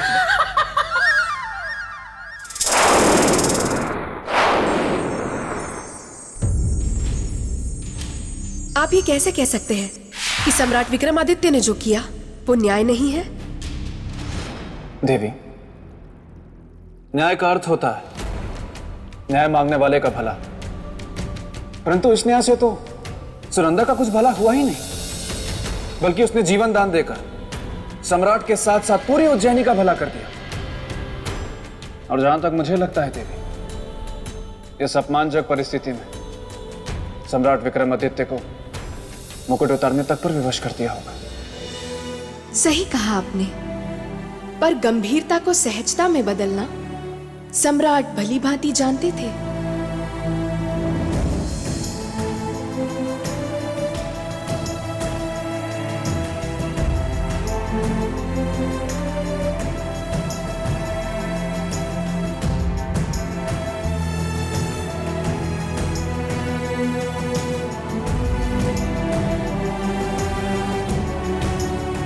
रहा मीर जी, आज से हम इस राज्य के सम्राट नहीं रहे। आज से इस राज्य की बागडोर आप संभालेंगे। नहीं सम्राट, नहीं, यह संभव नहीं है। इस संसार में कुछ भी असंभव नहीं है विराह मीर जी, बस उसे पूरा करने के लिए मन में संकल्प होना चाहिए।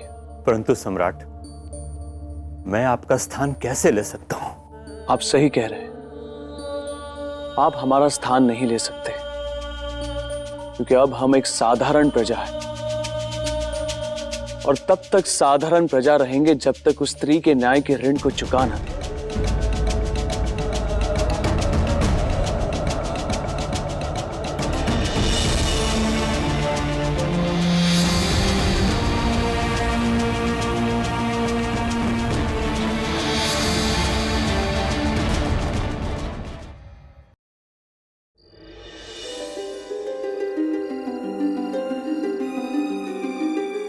महारानी, सम्राट, सम्राट, ये सब आप क्या कर रहे हैं? जब से हमें ये सब पता चला है, तब से हम आपकी प्रतीक्षा कर रहे हैं ताकि हम आपसे बात कर सके।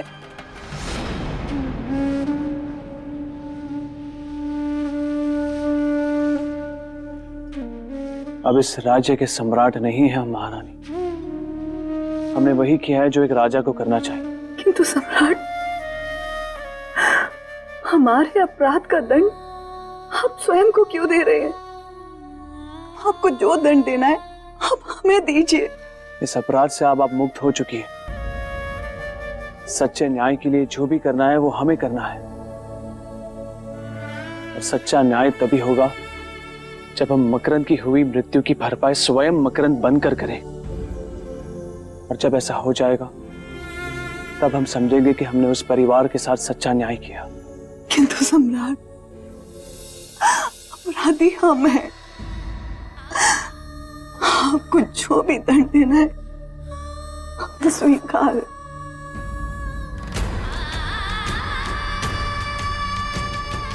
चलते हैं।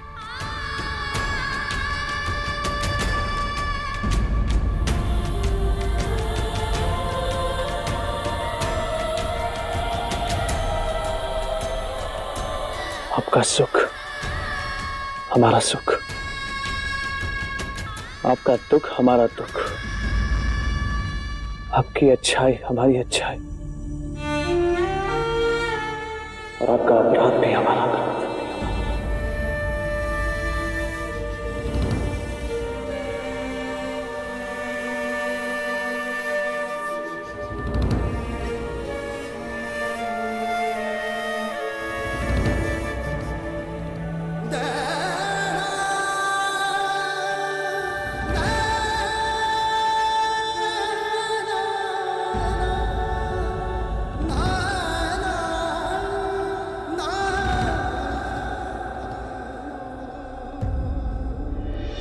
देवी, राजमहल त्याग कर सम्राट विक्रमादित्य ने ऐसा क्या किया कि वो मकरंद की जगह ले पाए? और देवी, क्या यह संभव था? राजन, सम्राट विक्रमादित्य के लिए कुछ भी असंभव नहीं था, और कुछ ऐसा ही हुआ। उनके आगे पहली चुनौती थी मकरंद की बहन का टूटा रिश्ता। समझी जी, अगर आप संबंध तोड़ देंगे तो मेरी बेटी का क्या होगा? आप मुझे थोड़ा समय दीजिएगा, मैं आपकी सारी इच्छा पूरी कर दूंगा। प्रजापति, बात इच्छा अनिच्छा की नहीं है, ना ही लेन देन की, बात है बराबरी की। अब तुम्हारी और हमारी क्या बराबरी हो सकती है? कौन है कमाने वाला आपके यहां? कौन कमाएगा? कितना कमाएगा? आप हमसे बराबरी कैसे कर सकते हैं? और सुनो,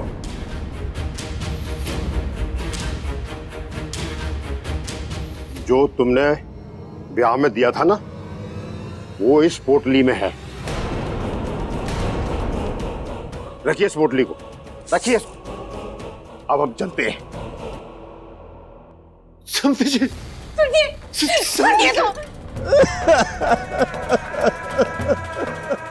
सुनिए तो मेरी बात तो सुनिए।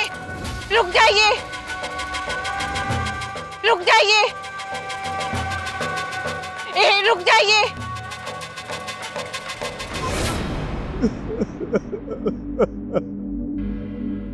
मेरे बेटे सुंदरी का क्या होगा? उसका जीवन बर्बाद हो जाएगा।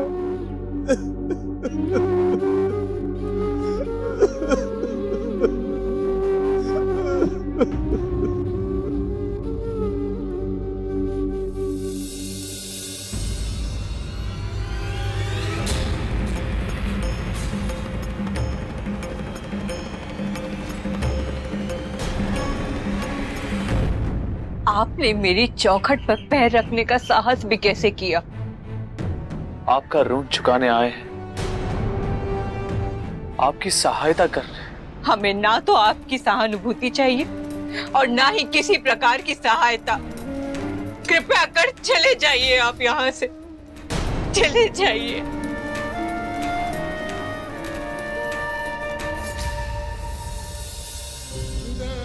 देवी, हमें एक अवसर दे दीजिए। आप हमसे जो कहेंगी हम वो करेंगे। अगर आपको सच्चे हृदय से मेरी सहायता करनी है ना, तो ठीक है, लौटा दीजिए मुझे मेरा पति। मेरे बच्चे को उसका पिता लौटा दीजिए, उस अभागन बहन को उसका भाई लौटा दीजिए, उस पिता को उसका बेटा लौटा दीजिए, लौटा दीजिए।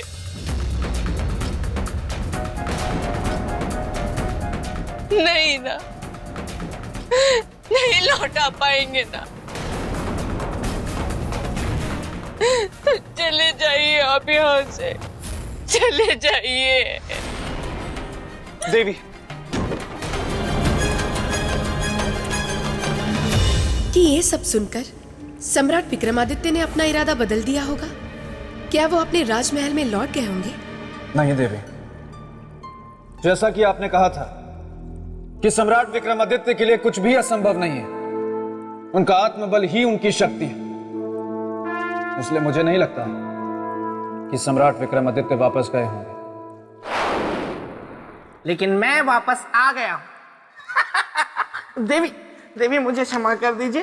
प्रेत भूमि में अपने मित्र की इस करुणामयी कथा को सुनकर मैं बहुत रो रहा था, और अकेले अकेले रोना मुझे बिल्कुल अच्छा नहीं लगता, इसीलिए मैं यहाँ आ गया।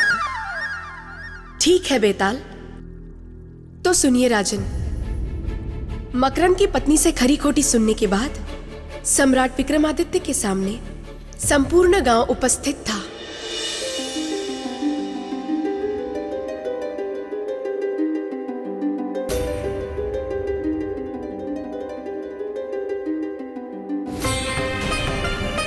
यही है वो मकरंद का हत्यारा, पकड़ो इसे। इसने एक नौजवान बच्चे की हत्या की और सीना चौड़ा करते हुए यहाँ चला आया। इसे सबक सिखाना ही होगा, तभी इसे पता चलेगा कि नौजवान बेटे की हत्या का दुख क्या होता है। भाइयों, हत्या का एक ही दंड होता है और वो है मृत्यु दंड, इसीलिए हम इसे मृत्यु दंड ही देंगे। रुक जाओ।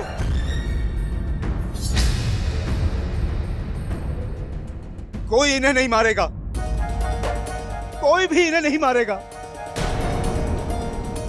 ये क्या कह रहे हो प्रजापति? ये तुम्हारे नौजवान बेटे की हत्या का दोषी है। मेरे बेटे की हत्या का दोषी है ना, तुम्हारे बेटे की हत्या का दोषी तो नहीं। ये आप कैसी बात कर रहे हैं प्रजापति? अगर आज तुम इसे बचाओगे तो इसके तुम ही दोषी ठहराए जाओगे। आप लोग चले जाओ यहाँ से। अगर मदद नहीं कर सकते तो झूठी सहानुभूति तो मत दिखाओ। जाओ यहाँ से, आप लोग जा सकते हैं। याद रखो प्रजापति, इसे जिंदा रखकर सांप को दूध पिलाओगे तुम? चलो भाइयों, चलो चलो। सम्राट, हम पहले से ही बहुत दुखी हैं। अब हमारे दुख को और मत बढ़ाइए। नहीं प्रजापति जी, हम आपके दुख को बढ़ाने नहीं, उसे कम करने आए हैं। आपके और आपके परिवार की सहायता करने।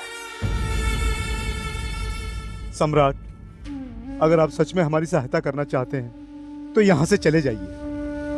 क्षमा करना हमें, पर जब तक हम आपके परिवार के हर सदस्यों के चेहरे पे सुख नहीं देख लेते, हम यहां से नहीं जाएंगे।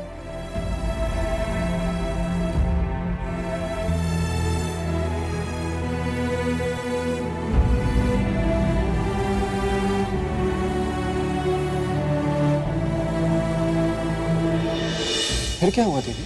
मेहनत, कड़ा परिश्रम। कल तक जो राजभवन का राजा था, आज वो घड़ा बनाने वाला बन गया।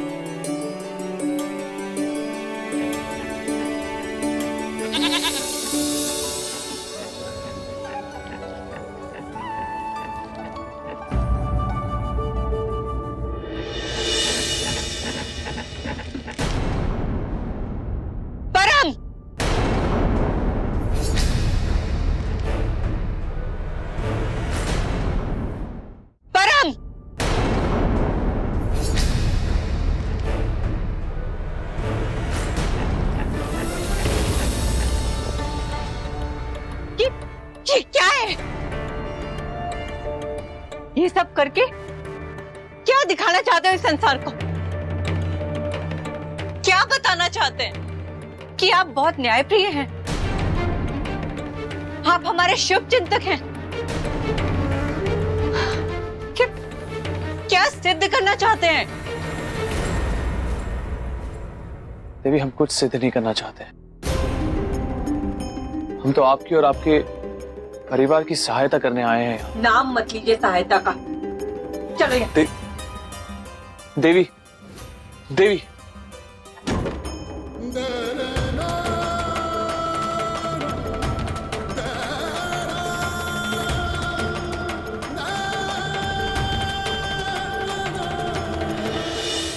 आपको क्या लगता है राजन, सम्राट विक्रमादित्य की मेहनत का ये फल सही था? क्या वो मकरंद की पत्नी की बातें सुनकर वापस लौट जाएंगे? प्रश्न नहीं उठता। अरे मेरे मित्र विक्रमादित्य। बेताल, क्या आप राजा भोज हैं? नहीं। तो ये प्रश्न हमने राजा भोज से पूछा है, तो जवाब भी उन्हें ही देने दीजिए। नहीं नहीं देवी। शांत रहो बेताल। क्षमा देवी क्षमा। राजन, आप देवी के प्रश्नों का उत्तर दीजिए ना। आप प्रश्नों का उत्तर नहीं देते फिर मेरी इच्छा हो जाती है उत्तर देने की। मैं ऐसा करना नहीं चाहता हूँ, तो आप दीजिए ना देवी के प्रश्नों का उत्तर। देवी, जो व्यक्ति अपना राजपाट, सुख सुविधा, मोह माया सब कुछ त्याग कर मकरंद के परिवार को खुशियां वापस देने आया, वो व्यक्ति इतनी आसानी से कभी हार नहीं मानेगा। सही कहा आपने राजन। सम्राट विक्रमादित्य ने भी हार नहीं मानी और वो उस परिवार का भरण पोषण करने के लिए निकल पड़े, स्वयं के हाथों बने घड़े बेचने के लिए। घड़े ले लो, घड़े, सस्ते और मजबूत घड़े। काका, काका घड़े ले लो। काका, इससे सस्ता और मजबूत घड़ा आपको कहीं नहीं मिलेगा। एक बार लेके देखो आप। नहीं चाहिए।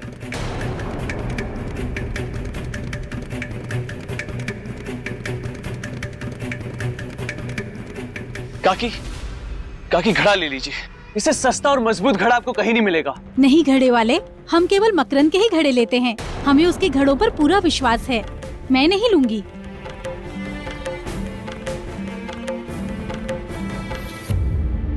यानी मकरंद की साख और उस पर लोगों का विश्वास,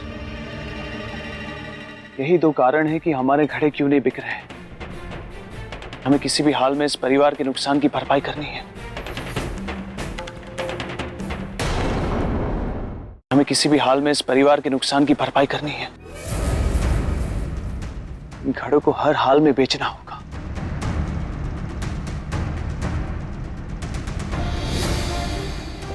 मजबूत और सस्ते घड़े।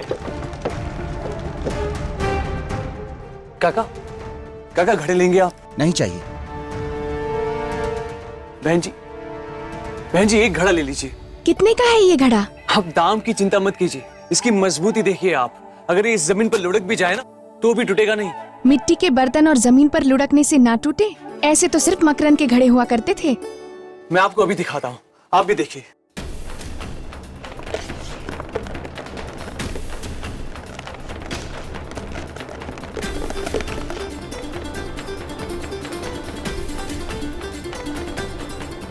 ये घड़ा मैं लूंगा, ये मुझे चाहिए। और इस प्रकार न्याय का ऋण चुकाने के लिए चक्रवर्ती सम्राट विक्रमादित्य पूरे 1 वर्ष तक घर घर जाकर घड़े बेचते रहे।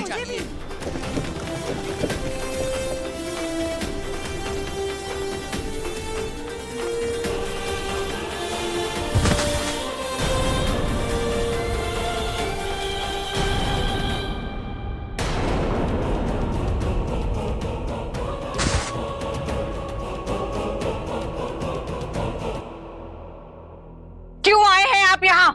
मैंने आपसे पहले भी कहा है कि हमें आपकी किसी भी प्रकार की कोई सहायता, कोई आवश्यकता नहीं है, लेकिन पता नहीं क्यों आप बार बार हमारे घाव को कुरेदने चले आते। हमें हमारे हाल पर छोड़ दीजिए। हमारे भाग्य में जो होगा वो होगा हमारे साथ। जीना होगा भाग्य में तो जी लेंगे, और मरना होगा तो मर जाएंगे। कृपा कर चले जाइए। सुनंदा। नहीं बाबूजी, हमें कुछ नहीं चाहिए इनसे, कोई दान नहीं चाहिए।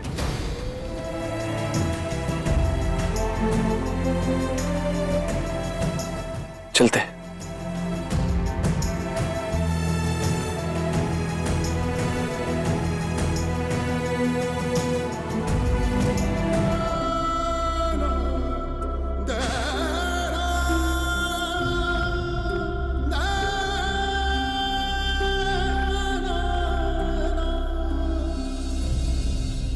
समधी जी प्रणाम।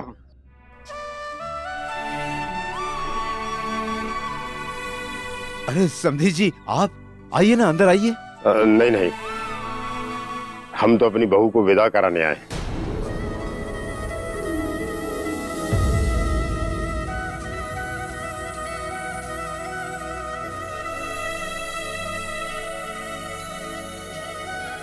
लेकिन आप तो रिश्ता तोड़ गए थे, फिर ये विदाई? वो झूठे दिखावे के कारण जो हम भूल कर बैठे थे, अब हम उसे सुधारने आए। अब हम जान गए हैं, एक दूसरे के सुख दुख में काम आना ही जीवन का सत्य है, सबसे बड़ा संबंध है। भला हो उस व्यक्ति का जिसने हमारी जान बचाकर हमारी आंखें खोल दी। अरे कोई मुझे बचाओ,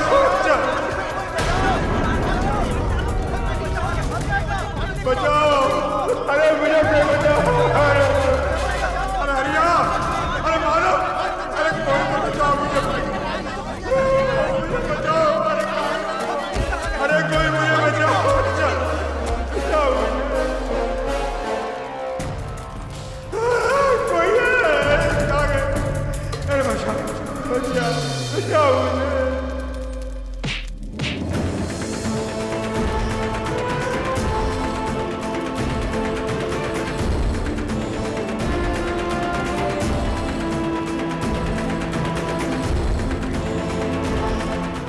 बेटा, तुमने मेरी जान बचाकर मुझ पर बहुत बड़ा उपकार किया है बेटा। नहीं काका, मानव धर्म का पालन करने में उपकार कैसे? और संकट के समय तो इंसान ही इंसान के काम आता है। परंतु काका, एक बात मेरी समझ में नहीं आई, गांव वाले तो आपके अपने हैं, तो इन्होंने आपकी जान बचाने की पहल क्यों नहीं की? बेटा, ये सब स्वार्थी है, मतलबी है। नेकी को भूल जाते हैं बेटा। नहीं काका, नेकी को नहीं भूलते, पर नेकी को ही भूलने वाले को अवश्य भूल जाते हैं, उससे दूर चले जाते हैं। और आज आपके साथ भी ऐसा ही हुआ है। आपने भी नेकी को भुलाकर अपनी बहू के साथ सारे संबंध तोड़ दिए, फिर आप दूसरों से कैसे उम्मीद कर सकते हो? बेटा तुम कौन हो? ये सब कुछ कैसे जानते हो बेटा? हम ये सब इसलिए जानते हैं क्योंकि सुंदरी हमारी बहन है। हाँ काका, और विवाह के बाद एक स्त्री का घर अपना ससुराल होता है, उसका मायका नहीं। आप उसे अपने घर ले आए, वो आपको कभी शिकायत का अवसर नहीं देगी। क्षमा कर दो बेटा, मुझे क्षमा कर दो बेटा, क्षमा कर दो, क्षमा। नहीं काका, ये उस व्यक्ति की देन है जिसके कारण मैं अपनी भूल का प्रायश्चित करने यहाँ आ पाया हूँ। पर कौन है वो देवता? जो अभी भी यहाँ से गए।